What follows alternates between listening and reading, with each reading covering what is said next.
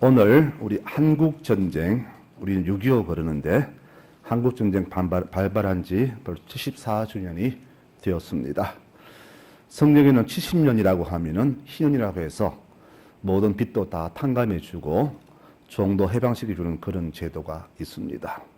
하지만 우리는 70년이 넘었는데도 아직도 남북이 대치 않은 세계 유일의 분단 국가에 살고 있습니다. 그냥 분단 국가도 아니고 군사적으로 아주 첨예하게 대립하고 있는 국가이며 한 민족이면서도 가장 거리가 멀게 느껴지는 나라이자 민족의 모습이 현재 우리의 모습입니다. 저도 그렇지만 모든 국민 생각이 다 그럴 겁니다. 서로 싸울 게 뭐 있나? 그냥 합쳐서 투표해서 대통령 뽑고 힘 합치면 안 되나? 그러면 어느 나라도 우리들을 못 건드릴 건데 왜 자꾸 싸우냐? 이렇게 아마 생각을 할 수가 있습니다. 남북 긴장으로 인해서 우리 남한만 하더라도요, 소모하지 않아도 될 군비가 한 해에 50조가 넘는다고 합니다. 군비가 50조입니다. 그 예산의 대부분이 주로 살상 무기 구입에 쓰여지고 있지요. 이 막대한 돈을 국민 복지에, 또 교육에, 산업에, 연구비 투자한다면 우리나라 얼마나 많이 발전할까요? 우리나 북한이나 아무리 생각해도 쓸데없는데 많은 돈을 쓰고 있는 것 같습니다. 물론 이 때문에 이익 보는 그런 척도 있겠죠. 대신 평생을 헤어진 가족과 상봉하지 못하는 슬픈 사연 진상도 굉장히 많다는 것을 우리가 기억해야 됩니다. 요즘 우리 국민들을 보면은 눈물을 찾기가 힘듭니다. TV 틀면은 오직 먹는 방송, 웃는 방송, 즐거운 방송만 나옵니다. 눈이 즐겁고 기쁘게 행복하게 사는 것만이 최고인 줄 알고 그런 모습으로 이 나라가 살아가고 있습니다. 여러분, 참 행복은요, 웃음이 아니더라고요. 진짜 울어야 할 때 우는 것이 참 행복입니다. 그런데 울 때를 알지 못하고 울지 않는 것, 그 울어야 할 때를 웃음으로 바꾸는 것이 참 행복이 아니라는 것을 우리는 반드시 기억해야 됩니다. 웃음과 눈물이 함께 공존할 때 진정한 행복이 주어집니다. 여러분, 그 눈물은 없고 우리 삶에 웃음만 보이니까 우리 삶은 늘 그늘만 진 것 같습니다. 웃음도 기쁨의 웃음이 아니라 억지로 오는 선웃음이 우리 사회를 지배하고 있습니다. 오늘 말씀은 우리가 왜 울어야 될지, 울어야 할 이유에 대해서 생각을 해보고자 합니다. 지금처럼 좋은 세상에 무슨 울음이냐, 이런 분도 계시겠지만은 좀 전에 말씀드린 것처럼 눈물이 웃음의 밑바탕을 차지해야만이 웃음 또한 기쁜 웃음이 된다는 사실을 여러분 절대 잊지 마시기 바랍니다. 우리가 왜 우느냐? 울을 이유가 굉장히 많습니다. 어떤 분은 너무 억울해서 남이 나를 알아주지 않아서 울기도 하고, 어떤 분은 내 처지가 서러워서 울기도 합니다. 또 너무 슬퍼서 울고, 또 너무 기뻐도 울지요. 그럼 여러분 지금 울고 있다면 여러분들은 지금 어떤 형태의 울음인가요? 제가 보기에 우리 교우들의 울음은 억울해서 슬퍼서 우는 울음이 아닌 것 같습니다. 그렇다고 해서 기뻐서 우느냐? 그것도 아닌 것 같아요. 다만 괴로워서, 안타까워서 웁니다. 뭐 때문에 괴로운가? 바로 그 원인은 내 자녀 때문에, 내 가족의 질병 때문에, 이와 더불어 삶의 괴로움 때문에 아마 우는 것 같습니다. 우리 삶에 이런 울음거리가 없다면 얼마나 좋겠습니까? 그러나 저는 이렇게 생각합니다. 이렇게도 울 수 있어서 다행이다. 그렇지 않습니까? 내 삶이 괴로워서, 아파서, 이것 때문에 주 앞에서 울 수 있어서 그나마 다행입니다. 왜요? 내 눈물을 그분이 보시기 때문에, 보신 주님께 나를 위로해 주시기 때문에 그나마 다행이 아니겠습니까? 이마저도 없다면 우리는 언제쯤이나 주 앞에서 마음껏 울 수가 있겠습니까? 울음은 곧 눈물을 만들잖아요. 스펄전 목사님 말하기를 마른 눈으로는 천국 못 간다, 그렇게 말을 합니다. 그래서 주님도 애통하는 자가, 우는 자가 복이 있다, 그렇게 말씀하셨죠. 눈물도 종류가 있습니다. 기뻐서 우는 눈물은 잠깐이면 마릅니다. 기쁨은 좀 지나면 금세 잊어버립니다. 그러나 슬퍼서 흘리는 눈물은 평생 가지요.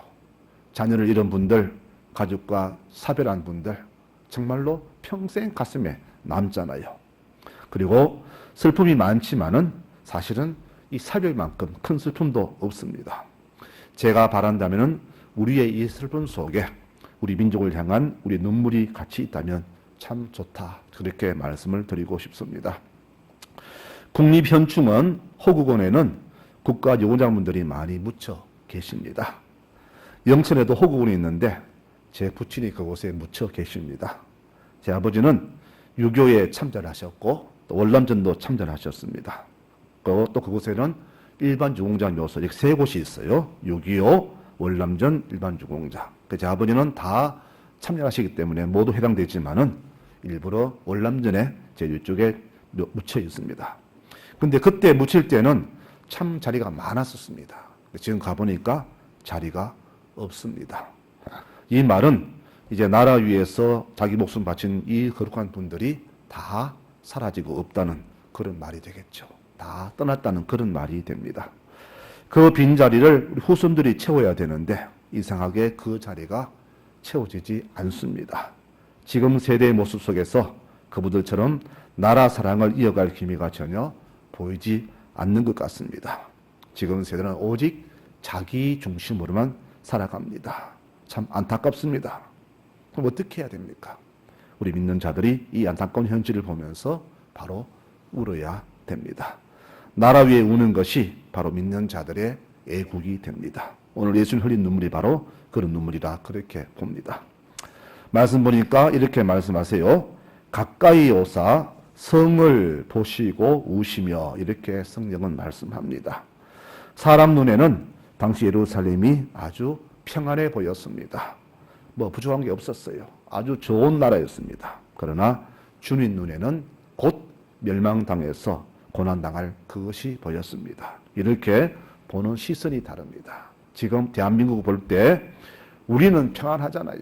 이 나라 무슨 전쟁이냐 하지만은 외국에서는 곧 터질 나라, 그렇게 위태한 나라로 보고 있다고 합니다. 우리만 지금 모르고 있다는 거잖아요. 그래서 주님 말씀합니다. 때가 이르면 그들이 쳐들어와서 너희를 포위해서 이 백성을 굶어 죽게 만들 것이며 네 자녀들을 불쌍히 여기지 않고 땅바닥에 메어치면서 그들을 죽일 것이다. 어느 누구도 그들에게 자비함을 받지 못할 것이다. 주님께서는 그것을 보셨습니다. 전쟁이 나도 원칙이 있다고 합니다.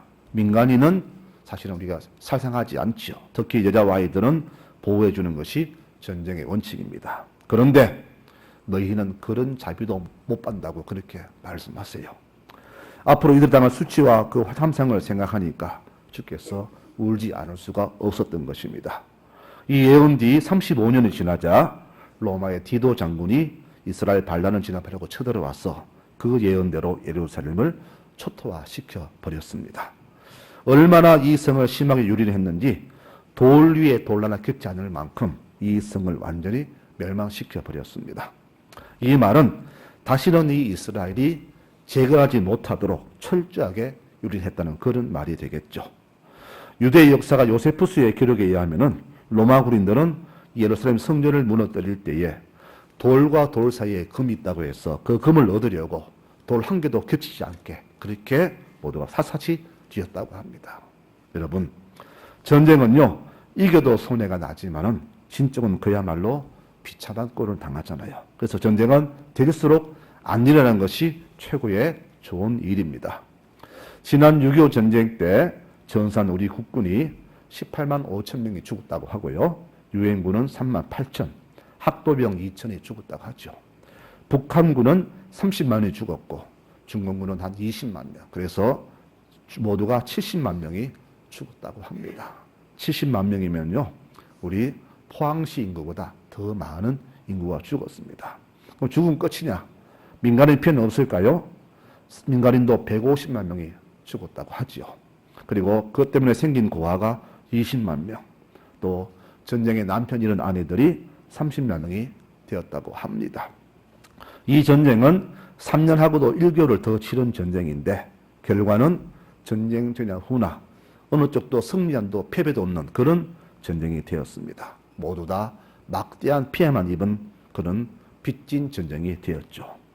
전쟁의 상흔은 끝나지 않습니다. 오래 갑니다. 평생을 갑니다. 내 눈앞에 전우가 죽어가고 내 가족이 사망하고 내 자녀가 굶어 죽고 병들어 죽고 서서히 죽는 모습을 보면서 그것을 어떻게 잊겠습니까? 그 모습은 평생을 우리를 따라다니잖아요. 제가 지난 교회에 있을 때 월남전 참전 용사를 뵌 적이 있습니다. 그분은 제대 후에 평생을 악몽으로 살다 가셨습니다. 눈만 감으면은 죽은 전의 얼굴이 떠오른다고 합니다. 또 자기가 죽인 베트콩이 떠오르고 가족의 울부짖는 모습들이 평생 자기를 괴롭혔다고 합니다. 누우면은 환청이 들려온대요. 그러다 보니 평생을 고통 잊으려고 술로 평생을 지냈습니다. 그분의 말씀이 이 말씀입니다. 전쟁은 절대로 있어서는 안 된다. 미국 어느 정치인이 이런 말을 했습니다. 전쟁은 백악관 책상에 앉아있는 늙은이들이 일으키고 죽는 자는 우리 젊은 아들들이 죽는다. 이런 말을 했다고 합니다. 전쟁이 안 날 수는 없지만은 여러분 안 나게 하는 것이 올바른 통치하지요. 툭하면 입만 열면은 전쟁 발언한 지도자는 국민을 안정에 두지 않는 그런 지도자라고 보면 됩니다. 전쟁은 이겨도 손해지만은 져도 손해입니다. 모두 다 손해보는 장사가 전쟁입니다. 그래서 전쟁은 안 나는 것이 최고이고 전쟁을 막는 것이 최고의 유능한 지도자라 그렇게 보아야 됩니다. 오늘 예수님의 울음에서 우리가 유추할 수 있는 것은 이 백성들이 구원받을 기회를 놓쳤다는 겁니다. 주께서는 이들을 구하시기 위해서 수천 년간 온갖 방법 다 쓰셨습니다. 그런데 이 나라는 그 구원의 길을 이들은 이 살 수 있는 길을 그들은 외면하고 버렸다고 그렇게 말합니다. 주님 이렇게 말씀하시잖아요. 오늘 네가 평화의 길을 알았더라면 얼마나 좋았을까. 그러나 너는 그 길을 보지 못하는구나. 여러분 그렇습니다. 하나님께서 이 백성 구하시려고 수천 년간 수많은 선지자 예언자 정도를 보냈지만은 그들은 모두 다 그를 죽이고 유린했습니다. 결국 주님 오셨지만은 주님의 그 은혜도 거부하면서 결국은 이 나라가 멸망당하는 그런 자초수를 뜨게 된 것이죠. 하나님은 이들을 구하시 오랫동안 수고하셨지만은 결국 그들은 거부함으로써 그 결과 파멸을 맞게 됩니다. 마태복음 23장에는요. 이 이스라엘 향한 예수님의 한이 서린 호소가 있는데 한번 들어보시겠습니까? 예루살렘아 예루살렘아 너는 예언자들을 죽이고 너에게 보낸 이들을 돌로 치는구나. 암탉이 병아지를 날개 아래 모으듯이 내가 몇 번이나 네 자녀를 모으려 했던가. 그러나 너는 응하지 않았다. 너희 성전은 하나님께 버림을 받아 황폐해질 것이다. 주의 이름으로 오시는 이여 참이 받아서도 하고 너희 입으로 찬양할 때까지 너희는 정녕 나를 다시 보지 못하리라. 이렇게 예루살렘의 참상을 미리 예언하셨습니다. 여러분 지금 제가 볼 때 우리나라 처지가 바로 이 처지와 비슷하다고 봅니다. 백성들은 그저 편안하게 느껴집니다. 여러분 그러나 그게 아닙니다. 한 나라가 멸망하는 주 이유는 군사력의 부족도 있겠지만은 무엇보다 백성들의 무관심과 타락이 그 나라 멸망을 자초합니다. 지금 우리나라 이 백성은 하나님 아닌 것에 다른 것을 마음에 쏟고 있고요. 지도자들은 그것을 부추기고 있습니다. 심지어 우리 믿는 자들도 바로 하나님을 의지하기보다는 다른 것을 더 의지하는 그런 나라가 되었습니다. 누구 하나 이것을 지적하면서 외치는 선지자의 심정으로 외치는 자가 아무도 없습니다. 오히려 이 말을 하면은 미친 사람 라는 소리를 듣는 그런 세상이 되었습니다.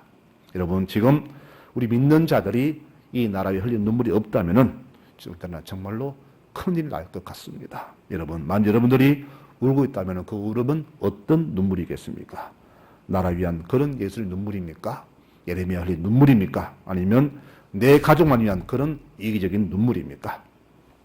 우는 이유 다 다릅니다. 그러나 우리 믿는 자들의 의미는 분명히 달라야 될 겁니다. 기독교의 국격은 없지만은 믿는 자들에게 조국은 있습니다. 참 성도라면은 내 나라 내 조국의 처지와 형편과 상황은 절대 눈 감아서는 안 됩니다. 나 한 몸 편안하고 내 가족들이 웃으며 사는 것으로 복받았다고 착각하지 마시기 바랍니다. 나라가 나락에 떨어지면 그때는 잘 믿으나 안 믿으나 모두가 똑같은 순환과 고난을 당하게 되어 있습니다. 교우 중에 혹시 오해해서 나라 사랑하자 그러니까 무조건 북한을 쳐부시한다 이런 분도 계시겠지만은 그 말이 아닙니다. 내 나라를 위해서 우리 믿는 자들이 무엇을 할 것인가를 함께 생각해 보자는 겁니다. 우리는 무엇을 할 수 있을까요? 바로 이 나라를 위해서 예레미야처럼 예수님처럼 울 수밖에 없는 것, 우는 것, 이것이 바로 나라를 위한 충성의 모습이 아닌가, 그렇게 오늘 말씀을 전해봅니다. 여러분, 우리는 바로 믿는 자, 이 나라를 위해서 울어야 됩니다. 저는 이렇게 주님께 묻고 싶습니다. 주님, 그때 왜 우셨나요? 왜 우셨습니까? 묻고 싶습니다. 그분은 분명히 이렇게 말씀하실 거예요. 내 민족이 불쌍해서 울었다. 이 나라가 불쌍해서 울었다. 이 나라가 더 타국에 유린당하고 포로로 끌려가고 지구상에서 사라지는 그 모습이 안타까워서 내가 너무 안타까워서 울었다. 내 아버지가 가장 약한 민족 너희를 택해 주셨는데 너희가 교만해서 아버지를 버림으로써 그 징계로 말미암아 너희가 멸망하는 모습이 안타까워서 울었다. 이렇게 말씀을 하실 것으로 저는 분명히 추측합니다. 여러분, 우리도 울어야 됩니다. 주여, 이 나라를 불쌍히 보소서. 후손들을 불쌍히 보소서. 주님, 그들이 왜 망했나요? 구원받을 기회를 주셨지만 그들은 듣지도 않고 귀 막고 그들은 돌아섰기 때문에 결국 그 구원의 길을 놓친 것입니다. 여러분, 기회는 항상 있는 게 아니더라고요. 기회는 바로 주실 때 바로 잡아야 됩니다. 수천 년간 예언자, 선지자, 종들을 많이 보냈지만 그들은 이들을 핍박하고 잡아 죽였습니다. 혹시나 싶어서 아들을 보냈지만 이들은 그 아들까지도 십자가에 못 박았습니다. 주께서는 바로 이 모든 사실을 미리 아시고 포도 농부비를 통해서 이것을 말씀해 주셨어요. 종들은 다 죽였지만 내 아들은 존대하겠지. 아버지는 아들을 보냈습니다. 그러나 저들은 저 아들을 죽이면 이 포도는 우리 것이 될 것이다 하면서 아들을 죽이고 말았다. 주인이 올 때에 이 농부들을 어떻게 할 것인가? 분명히 진멸하고 이 포도는 제때에 합당한 염을 바칠 만한 다른 농부에게 새로 줄 것이다. 분명히 주께서 그렇게 경고하셨습니다. 지금 우리나라가 바로 이런 위기 직전에 놓여 있습니다. 여러분, 방송의 수출이 몇 % 늘어났다고, 무역 수지가 몇십억 달러 늘었다고, 경기가 회복세에 접어들었다고, 소비자 심리 회복되었다고, 금리가 내리고, 이런 말들에 여러분 일비하지 마시기 바랍니다. 여러분, 지금 우리의 중요한 것은 그런 것들이 아닙니다. 우리는 지금보다 못 살아서도 다 살아왔습니다. 국민소득 1,000불 안 되었어도 몇백 불 되었어도 이렇게 다 살아왔습니다. 육에 먹고 사는 문제, 인권 문제가 우리 생을 이게 결정적인 게 아닙니다. 우리가 어떻게 살아가느냐, 우리 누구를 의지하느냐, 누구를 바라보느냐, 어느 분을 우리가 붙잡느냐, 그것이 바로 생의 중요한 이유가 된다는 것을 잊지 마시기 바랍니다. 우리는 바로 지금 이 시대에 무엇을 해야 될 것인가? 이 어려움 속에서 우리는 아직도 내 육을 위해서 우리가 충성할 것인가? 아니면 주 예수 그리스도를 붙드는 것인가? 이 어느 것이 옳은 것인가를 제대로 파악하고 그 삶을 따라가야 될 겁니다. 우리가 운다면 왜 울까요? 주로 여러분들은 자녀 때문에 울지요. 내 자녀가 취업해야 되는데, 결혼해야 되는데, 아프지 말아야 되는데, 여러분 그렇게 울지요. 여러분들 자녀 아니면은 울 일이 별로 없지요. 남을 위해서, 나라 위해서 울 일은 별로 없잖아요. 여러분 그렇죠. 그러나 여러분, 제가 분명 말씀드립니다. 정말 내 후손을 사랑한다면은 바로 이 나라 위해서 우시기 바랍니다. 왜? 이 나라가 잘못되면은 그 장래도 장담 못합니다. 후손들 장래가 없습니다. 여러분, 나라가 살아야 되는 겁니다. 그렇지 않습니까? 여러분, 왜 자꾸 자녀에게 유산 주려고 합니까? 그들이 고생하지 않고 잘 살라고 주는 거잖아요. 그러면 내 자녀가 잘 되기 위해서는 무엇보다 이 나라가 든든히 서가야만이 자녀의 앞날이 보장되는 겁니다. 나라가 든든해야 이들이 직장도 잡고 공부도 하고 할 거 아닙니까, 여러분? 그래서 우리는 이 나라 위해서 울어야 되는 겁니다. 우리는 멀리 봐야 됩니다. 여러분, 그러므로 오늘 주님의 눈물의 의미는 그겁니다.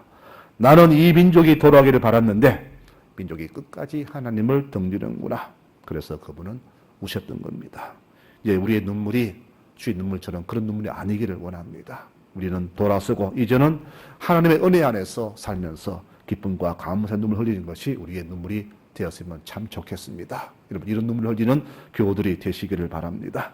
거듭 말씀드리지만은 우리나라가 만일 망한다면은 그 첫 원인은 이 백성이 하나님을 떠난 죄요. 두 번째는 믿는 우리들이 나라 위에 울지 않았기 때문이라 저는 그렇게 판단합니다. 이스라엘이 바로 그렇게 했습니다. 주께서는 끝까지 그 민족 지키려고 애썼지만은 그들은 끝까지 하나님을 외면했습니다. 그래서 주님은 먼저 들어가서 성전을 개혁했잖아요. 하지만 지금도 그때나 교회는, 이 기독교는 참 많이 타락했습니다. 세상은 더 이상 우리 교회에 희망을 걸지 않습니다. 교회가 왜 존재하는지 그들은 이제 존재의 의미도 기억치 않습니다. 그 이유를 모릅니다. 우리가 다 그렇게 만들었습니다. 믿는 우리가 그렇게 살았기 때문에 기독교가 외면당합니다. 과거 신라와 고려가 왜 망했냐? 불교 때문에 망했습니다. 대한민국 망한다면은 바로 이 나라 유지하는 우리 믿는 자들 때문에 망했을 것이다. 저는 그렇게 추측을 합니다. 그렇게 예상을 합니다. 여러분, 그러므로 이 나라 위에 기도하십시다. 우십시다. 나라가 다시금 일어선다면은 그것은 우리의 기도 때문에 일어선 것이 될 것이라 저는 그렇게 분명히 확신합니다. 그러므로 우리는 내 가족과 자녀뿐 아니라 나라와 민족을 위해서도 눈물을 흘려야 되는 겁니다. 말씀을 맺겠습니다. 끝까지 남는 자가 구원을 받습니다. 모두가 다 자기 길을 가더라도 믿는 자들은 정신 차리고 깨어서 신앙의 본질을 회복하고 십자가 그 길을 걸어가야 됩니다. 여러분, 이 길을 끝까지 걸어가시기 바랍니다. 예레미야가 이 성을 위해서, 이 성을 구해서 찾았잖아요. 하나님 있는 한 사람을 구하려고 찾았지만 그 성에 한 명도 없었다고 했습니다. 여러분, 그래서 그 성이 망했습니다. 이 나라 위해서 우리 한 사람 모두가 이 한 사람이 되시기 바랍니다. 나라에 기도하고 울 수 있는 그런 한 사람들이 되시기 바랍니다. 이 한 사람이 모였을 때에 큰 힘을 발휘하고 이 힘이 대한민국 지키는 귀한 원동력이 될 것입니다. 주께서 우리를 보시면서 주신 당부라면 바로 이것이 아니겠습니까? 역사적 민족에게 미래는 없습니다. 역사는 잊고 지우는 게 아닙니다. 역사는 날마다 각성하며 새롭게 서 나가야 됩니다. 왜요? 그래야 다시는 과거 전철을 되밟지 않기 때문입니다.